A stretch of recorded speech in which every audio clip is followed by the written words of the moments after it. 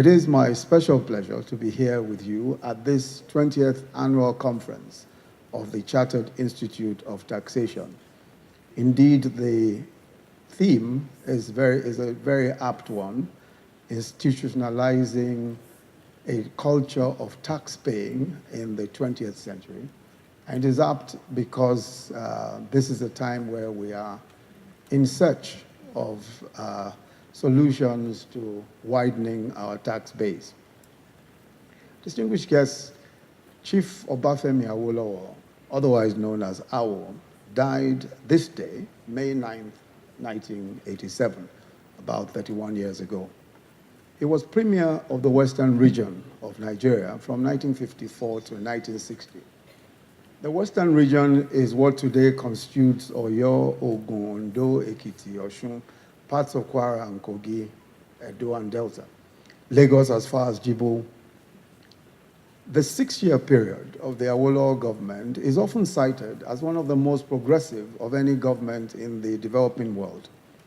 Some of the major accomplishments of that government include the University of Ife, now Obafemi Awolowo University, the 26-story Cocoa House, Ibadan, an architectural wonder at the time, WNTV, the first of its kind in Africa, the first television station in Africa, the Ikeja Industrial Estate, several farm settlements, the airport hotel, several industrial establishments, Odua Textiles, Ado-Ekiti, Okitipupa, oil palm mills, Oluwa Glass, Ifon Ceramics, Ire-Ekiti brick industry, and a network of roads across the region.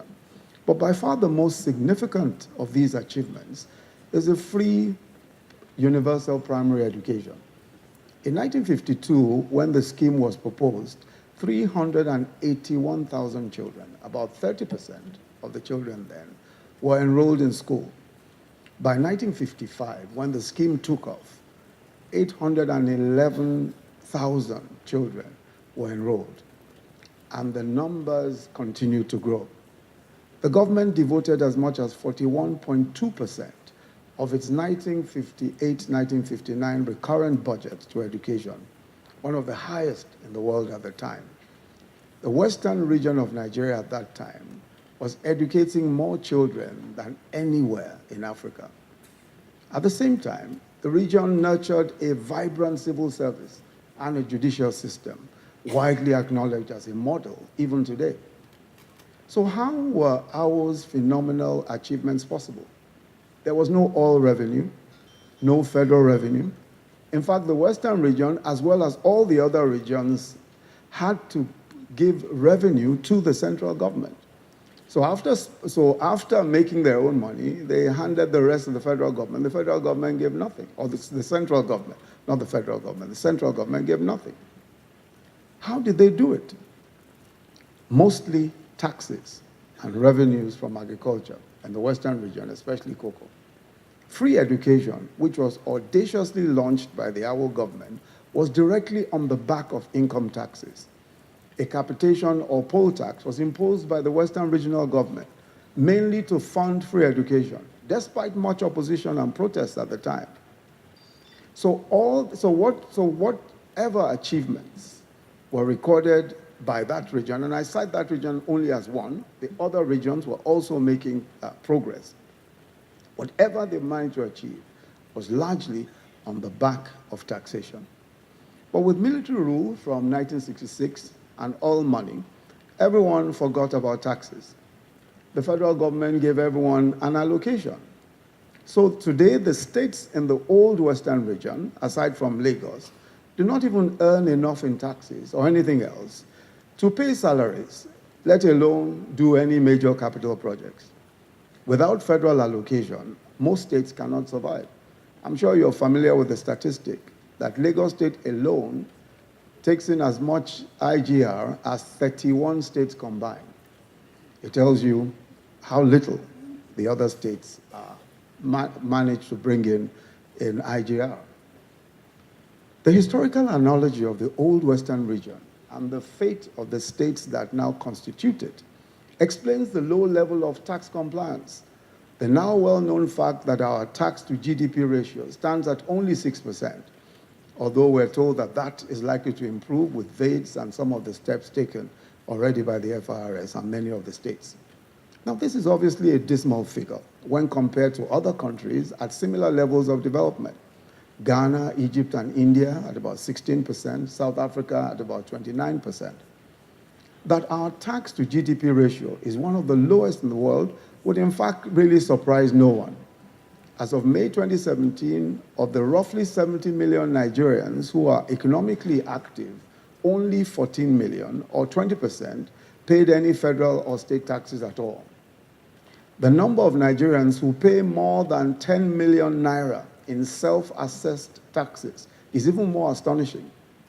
As of December 2017, only 943, that is 943, not 8,000, not up to 1,000, 943 Nigerians pay self-assessed taxes of over 10 million naira. Of that number, 941 live in Lagos State. The other 2 live in Ogun State. I think you ought to look at the gentleman sitting next to you, that millionaire sitting next to you, and ask, have you managed to pay taxes, self-assessed taxes? Admittedly, tax is not an issue that excites citizens anywhere in the world, anywhere around the world. It's a favorite of those who love the chicken and egg argument. Which should come first, paying taxes or enjoying the dividends of good governance? In reality, we shouldn't have to debate this at all. Tax compliance and good governance should exist side by side as the head and tail of the social contract that binds or should bind citizens and governments anywhere in the world. It's of course not hard to explain the cynicism that Nigerians display about governance and about fulfilling their tax responsibilities. Governments generally have been nonchalant about fulfilling their own part of the social contract. But it's also a fact that when people pay taxes, they are more inclined to hold their governments to account. It's now almost 300 years since, and I quote, "no taxation without representation" became the rallying cry for the American colonists, and one of the main triggers of the revolution that earned 13 American colonies at the time their independence from Great Britain. Closer home, we've had the Aba and the Abeokuta tax revolts, incidentally both championed by women. The moral is a simple one, that when citizens pay their full share of taxes, they take more than a passing interest in how they are governed and in how public funds are utilized and accounted for. However, the story seems to have changed, and we've mentioned this, as we began to rely more and more on oil revenues and less on taxation. This period, of course, also coincided with military rule and took away from the people their choice of leaders.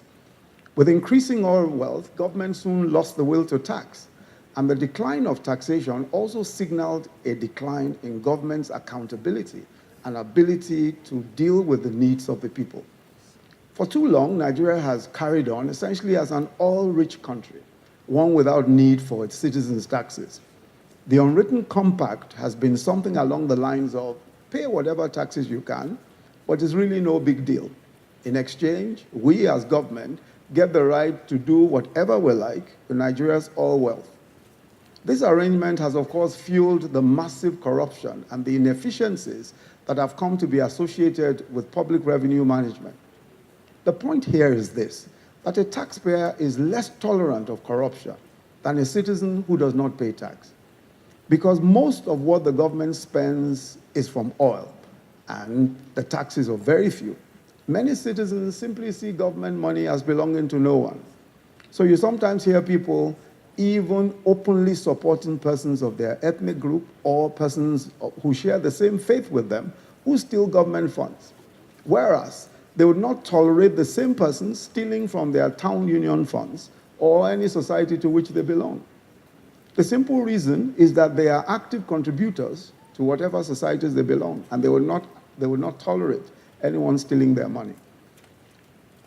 I think that the government of President Buhari is working to change this state of affairs.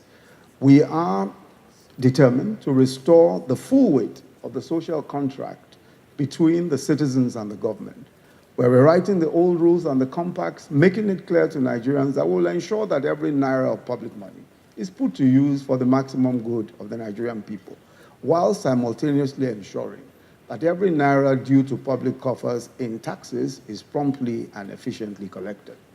We've aggressively expanded the implementation of the Treasury Single Account, the TSA, and the Integrated Personal Payroll Information System, IPIS, both designed to ensure that public funds are transparently managed and spent. In the process, we've succeeded in proving that process reforms are only as good and as effective as their implementation. The TSA's unified system of bank accounts domiciled in the central bank has proven to be far more transparent and cost-effective than the old scenario in which government agencies maintain thousands of accounts across various commercial banks. Because of the TSA, the federal government realizes monthly savings of at least 4 billion naira, which would have gone on commercial bank charges alone. The Presidential Initiative on Continuous Audit, PICA, has also tightened controls on the federal payroll and pension systems, eliminating tens of thousands of ghost workers and saving us more than 200 billion naira that would have gone to these ghost workers. The level of commitment to accountability makes it easy to see how we've managed to, even in the face of dwindling earnings and a recession, succeeded in significantly spending more on infrastructure, roads, rail and power, and human capital development, education, health, poverty reduction, etc., than any previous government so far. Along these public financing reforms that I've highlighted, we're also keenly aware that our tax system requires review to make it easier for citizens to fulfill their own end of the social contract. That is why in February 2016, the Federal Executive Council adopted the National Tax Policy and the establishment of an implementation committee for the policy. The specific mandate of the committee included the removal of obsolete, ambiguous, and contradictory provisions in our tax laws, simplification of the tax payment process, and the reduction of the tax burden on micro, small, and medium enterprises. It is pleasing to note that the committee's work has since produced 5 amendment bills and 2 executive orders, all of which will shortly be presented to the Federal Executive Council for approval. Last year, we launched the Voluntary Assets and Incomes Declaration Scheme, VADES. VADES has opened up a 12-month amnesty window, which allows Nigerians at home and abroad to regularize their tax status by declaring and paying all taxes previously undeclared over incomes and assets and all that, without the fear of investigation or prosecution.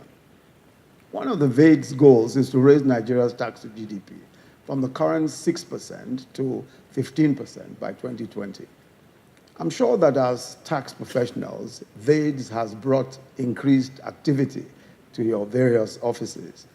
I implore you to keep in mind that 1, that extra income is taxable, and 2, that to whom much is given, much is expected. When VADES comes to a close on June 30th, 2018, the tax authorities have made it clear that they will aggressively go after all tax defaulters and evaders, and I'm sure will require the active participation of all of you tax administrators and tax professionals present here. In terms of tax administration, we are seeing new levels of cooperation between the federal and state authorities. VADES is a very good example of this, based on the realization that cooperation will bring more benefit than competition. On the international level, we've signed a number of international tax administration agreements that will make it harder for Nigerians to evade taxes by hiding their assets abroad.